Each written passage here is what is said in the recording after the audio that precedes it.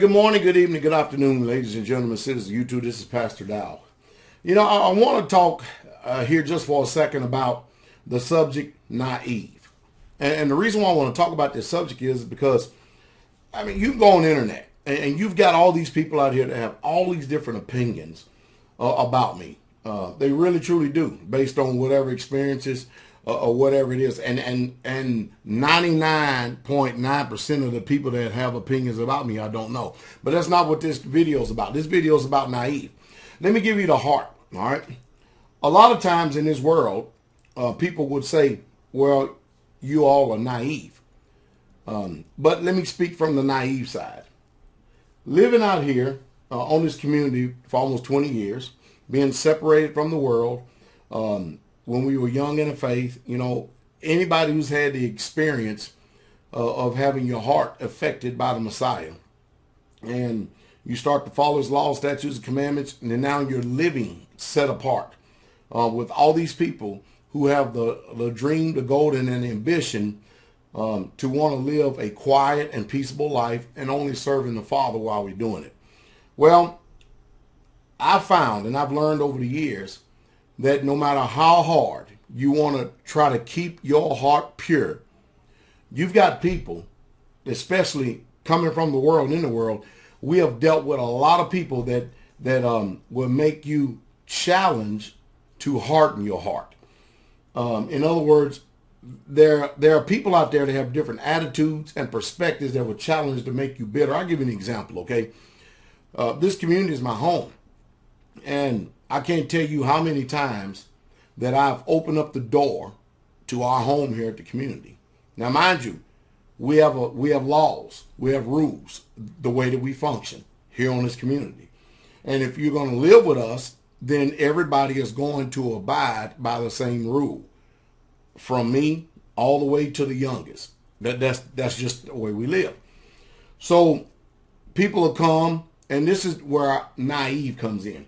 People would come, and I would have compassion on them, because I remember one time I had a family here who they were listening to me in the ministries. They fell on hard times. He didn't have any money. Him and his wife had nowhere to live, nowhere to go. And I told him, I said, I tell you what, we have a place over here. You can stay here. We'll feed you. We'll house you. We'll clothe you, or whatever. You can go out and find a job. And for however long it takes for you to get on your feet, you can go out and make the money. You don't have to give any offerings. You keep all this money, amass this money for you and your family to be able to move on and to be able to start out life anew. Well, I do this, and the first thing that we experience is that the wife that is left behind while the husband is out working, here she is, spewing out all this venom from her worldly perspective, the way she thinks things ought to be, to our sisters, totally disturbing the whole spirituality of the community. And so it gets back to me. I confront the husband, oh, I'll take care of it. And the next thing you know, he never did even say anything to her. So now our community is turned upside down. There's a bad spirit. Most people say aura. You ever walked into a place and you could just sense, oh, God, something just wrong? That's called spiritual discernment, evil.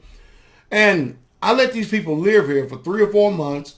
He was able to amass a nice amount of money to get on the road.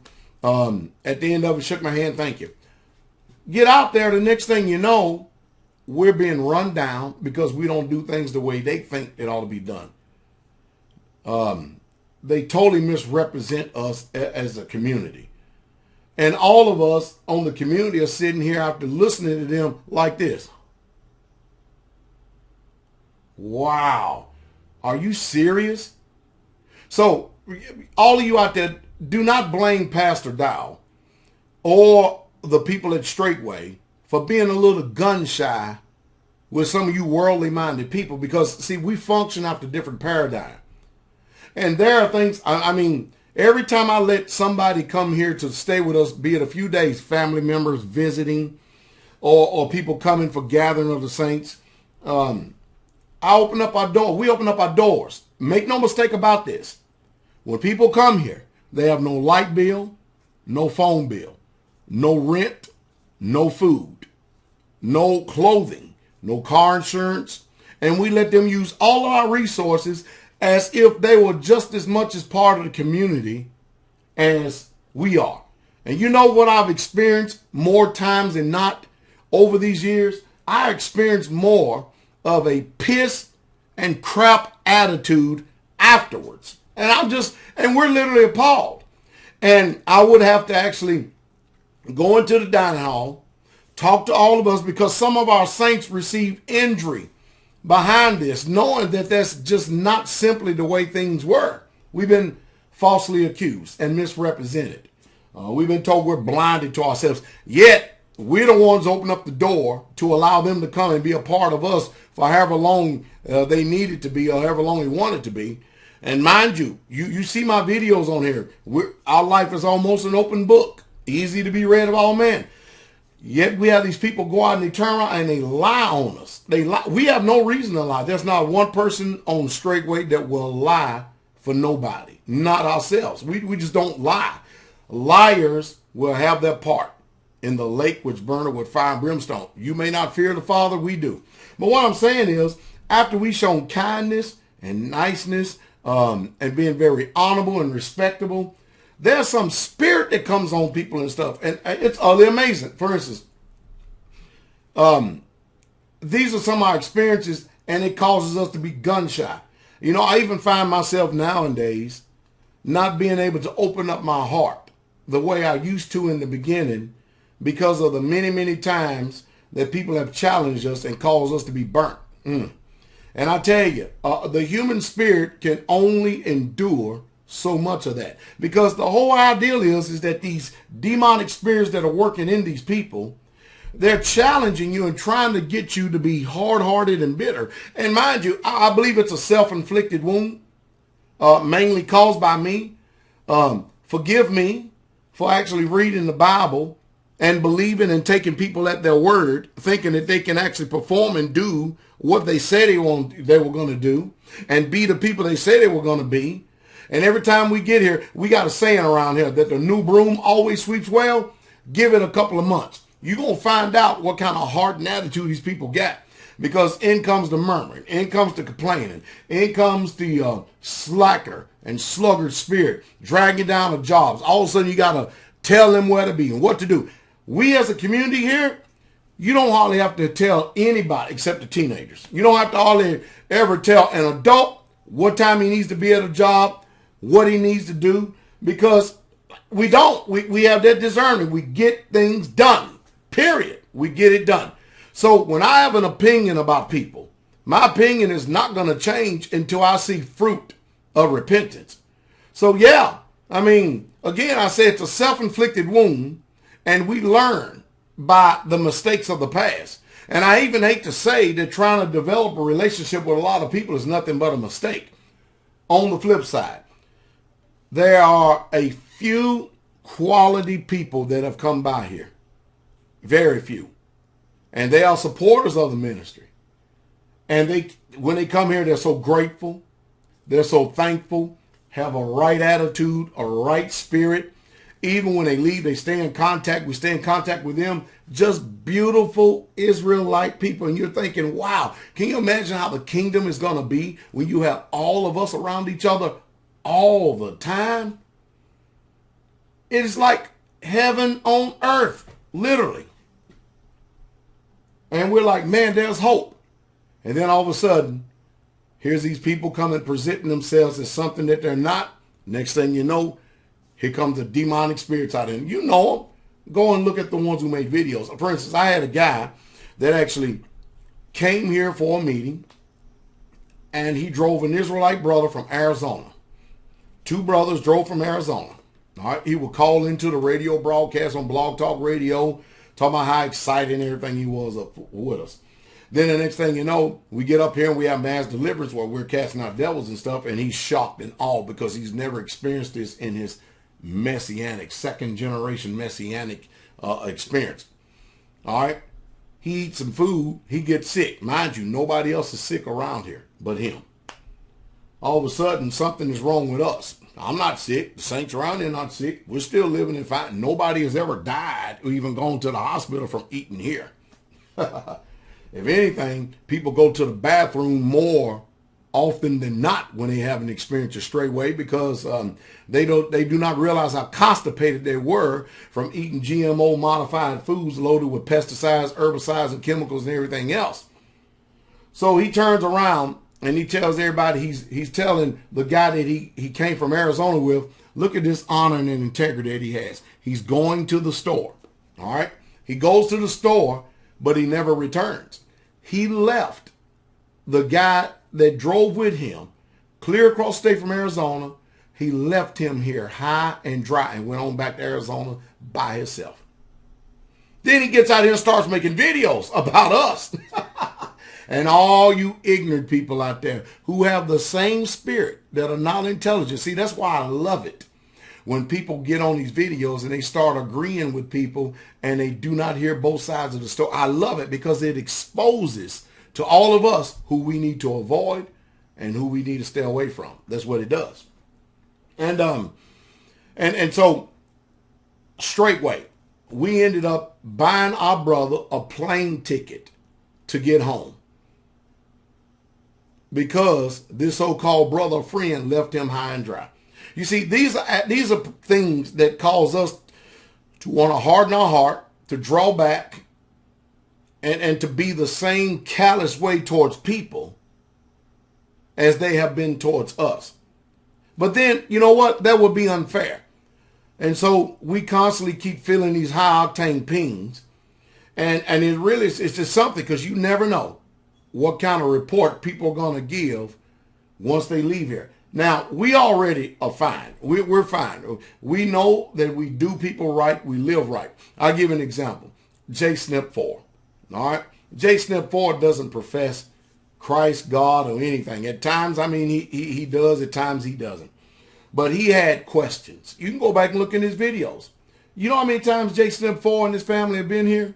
I know his family's been here at least once, maybe twice. I can't remember, but I know he's been here 3 or 4 times.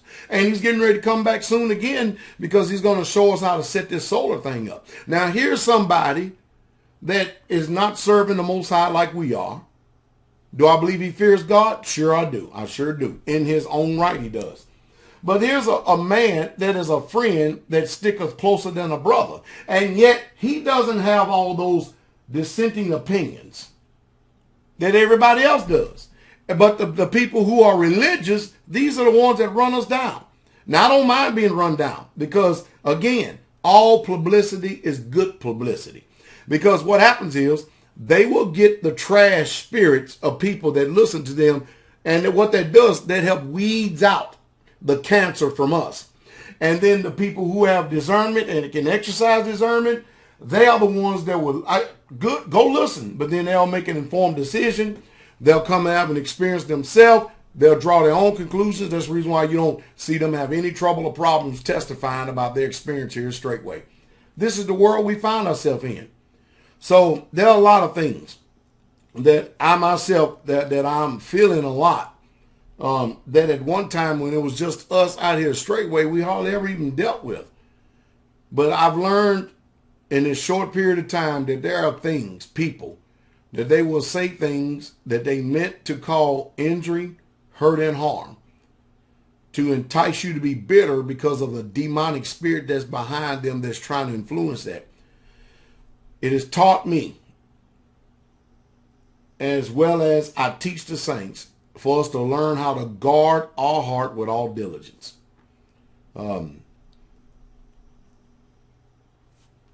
You learn through experience. You really, truly do. So I think, just like the Apostle Paul said, I thank Yah for all of my trials. I thank him for all my tribulations. I thank him for all my experiences, be they positive or negative. I thank him for all my infirmities. I thank him for every single thing I've ever been through in life, because you know what they do? Wisdom, which is applied knowledge, they only help me to the furtherance of the gospel. See, I take these experiences I learned from them, and then I use it to advance my character, my nature, and more than anything, my personal relationship with the Creator. Are they painful? Yes, they are. All right. Are they painful at times? Yes, they are. They're quite painful. But I've learned over the years to thank the Father for every single one. I thank the Father when I'm being lied on. I thank the Father when I'm being misrepresented. I thank the Father when people speak well of me and when people don't speak well of me. I thank the Father for all things. And in all things, I have learned to give thanks. Because no matter what, either way it goes, it's only going to further my relationship to the Father. It also helps me be keenly aware and keenly to discern when something is demonic and when something is righteous. Either way it goes, I have learned how to respond. And for that, I give thanks for. I really, really, truly do. So, have I been naive? Sure. It's amazing how all the people that are accused of being naive, the people that are doing the accusing, they're calling the people naive because they've had a pure heart and their heart have not been corrupted. But the ones that are accusing people of being naive are the ones who have a corrupt heart, who actually insulate themselves from what they call pain by protecting themselves from other human beings. And they never really, truly ever learned what discernment is all about. So they have walls built up. When a wall is built up, it works two ways. It's there to keep people from getting in. It's also there to keep you from getting out. And that's just the truth. But I thank God that I can live honestly and be honest towards all men. I can. I thank the Father that I don't owe any man nothing but to love him. And that I will do. I thank the Father that through all these mishaps and misfortunes, as well as successes, I thank the Father that I can be consistent all the way across the board and still be a man of honor, truth, and integrity, no matter what anybody says. I hope I've said something to you that inspires you, but you just need to accept the fact that everybody that claims to be an Israelite in good standing with the Father, you're never truly going to know them until you prove them, you test them, and you tried them. Believe me, take it from me. This is somebody who's been lied on more than once. It's just a fact.